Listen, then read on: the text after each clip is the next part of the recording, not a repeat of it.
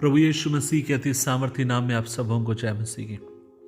आज के मनन का भाग हमने लिया है जो आपको मुझे मिलता है पहला पत्रस अध्याय 5 उसकी 8 आयत। लिखा है, सावधान रहो क्योंकि वह गरजते हुए सिंह की नाई इधर उधर खोज में रहता है कि किसको फाड़ खाए। अजीजों, क्या आप इस बात को जानते हैं?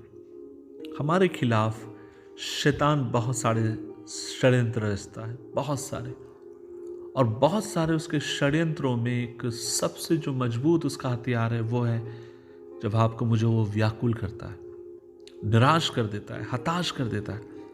और खासकर जब हम प्रार्थना करते हैं तो वो प्रार्थना में से हमारा ध्यान हटकाता है, परमेश्वर के वादों से वो हमें विचलित करता है।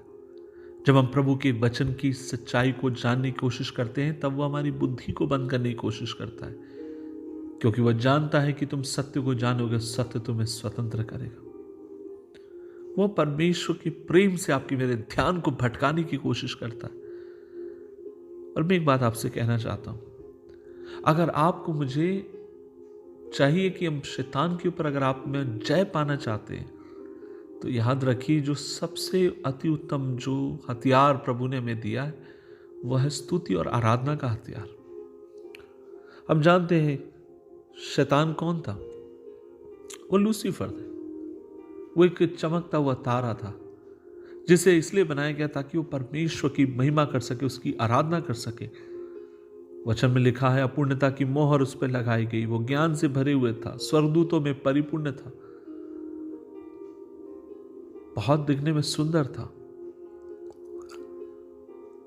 और वचन में यह लिखा है कि इतना सब कुछ उसे देने के बाद एक दिन ऐसा समय आता है जब वो परमेश्वर की आराधना को छूना चाहता है, प्रभु की महिमा को लेना चाहता है, और वो चाहता है कि उसकी आराधना की जाए। और जब ये विचार उसके मन में आता है तब बाइबल कहती है कि परमेश्वर ने उसको वहां से निकाल दिया। इसका मतलब ये है, आज भी शैतान हमारी स्तुति और आराधना का भूखा है। वो चाहता है कि आप और मैं उसकी इबादत करें, वो चाहता है कि आप और मैं उसके गीत गाएं, वो चाहता है कि आप और मैं उसके बारे में बात करें, वो चाहता है कि आप और मैं उसके नाम को ऊंचा करने वाले हो। लेकिन याद रखिए, परमेश्वर क्या चाहता है? प्रभु चाहता है कि हम प्रभु की इबादत करें, अपने खुदा के नाम की महिमा करें, उसके नाम को ऊंचा करें। आप कल्पना करके देखिए कैसे उसे लगता होगा जब आप कि जीवन में प्रभु एक भलाई करता और आप कहते हैं कि प्रभु का धन्यवाद हो जिसने मेरे लिए अद्भुत काम किए। आप सोचिए, शैतान आपकी बात को सुनकर उसे कितना बुरा लगता होगा। उसे कितना बुरा लगता होगा जब आप अपने परिवार के साथ मिलकर खुदा की आराधना करते हैं और वह कहीं कहीं दरवाजे के बाहर इस ताक में रहता होगा कि ये मेरी कब आराधना करे, और तब वो खिसिया आके आपके मेरे ऊपर हमला करने की कोशिश करता है। अब मैं जानता हूं हमें समझना होगा, अगर उसे हराना है हमें निरंतर अपने प्रभु की इबादत करने की जरूरत है।